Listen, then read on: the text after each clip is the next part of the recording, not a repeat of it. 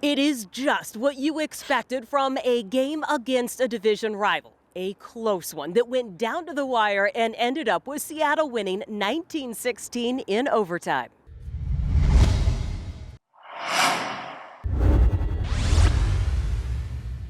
It was a really good finish to this season for our guys, and get some wins and get something going here and feel good about it and doing the things we had to do to give us, with what we were faced with. This win is an important win for everybody on our team.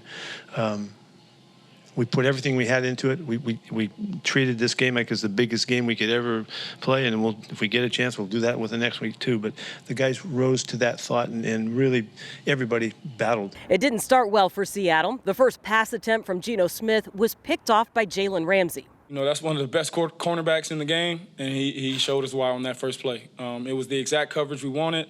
It was the exact look, the exact leverage, and he undercutted it and made a tremendous play. The Rams got just a field goal, and Seattle answered with one of their own.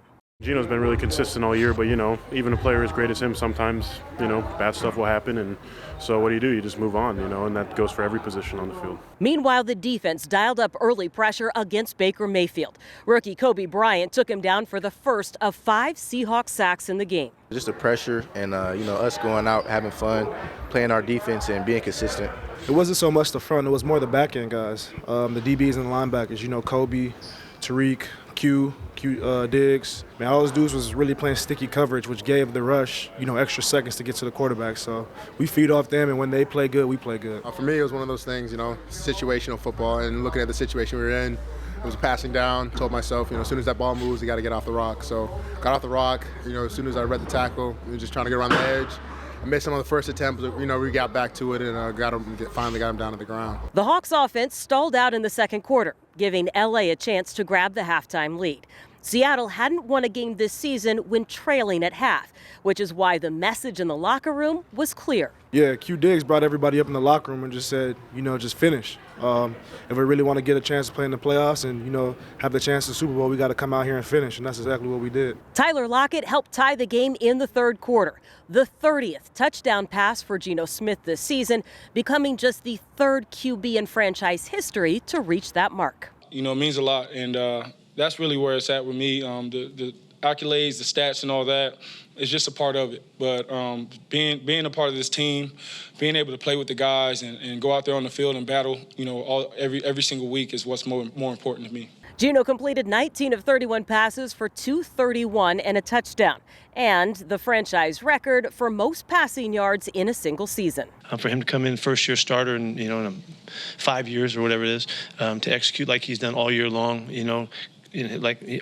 I think he 69.8 completion percentage for the season, and all the touchdowns and all the plays he's made, and the play. I think our quarterback position is great. He also helped 2 others reach milestones. Tyler Lockett topped 1,000 yards for a 4th straight season, and Kenneth Walker III became the second rookie in franchise history to rush for over 1,000 yards. It's fantastic. I'm more proud of him than obviously I'm proud of the O-line, but I'm just happy that he was able to get that, especially as a rookie. He's a phenomenal player, and I'm really glad we're in the same class. When you see milestones like that being accomplished in the NFL, that's important. So you got to celebrate that, especially with guys like T-Lock, who's been in this league for a long time.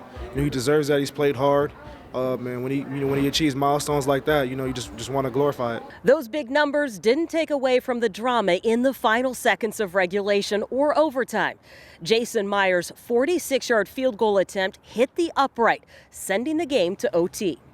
What I would think is best kicker in the NFL, for him to set it up like that so that we could have that kind of dramatic finish, man, what guts he's got, So he doinked it so that we could go and win an OT. Quandre Diggs, the man who fired up the defense at halftime, found a fitting way to end LA's final drive with an interception.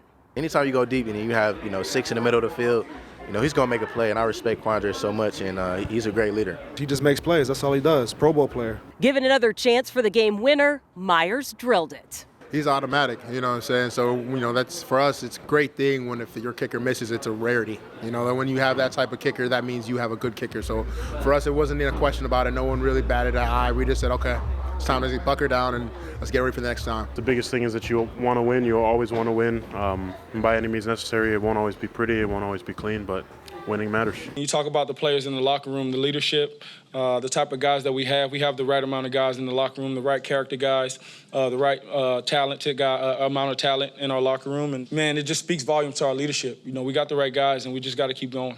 Seattle's 19-16 overtime win, combined with the Detroit win, means that the Hawks play again next week against the division-winning San Francisco 49ers.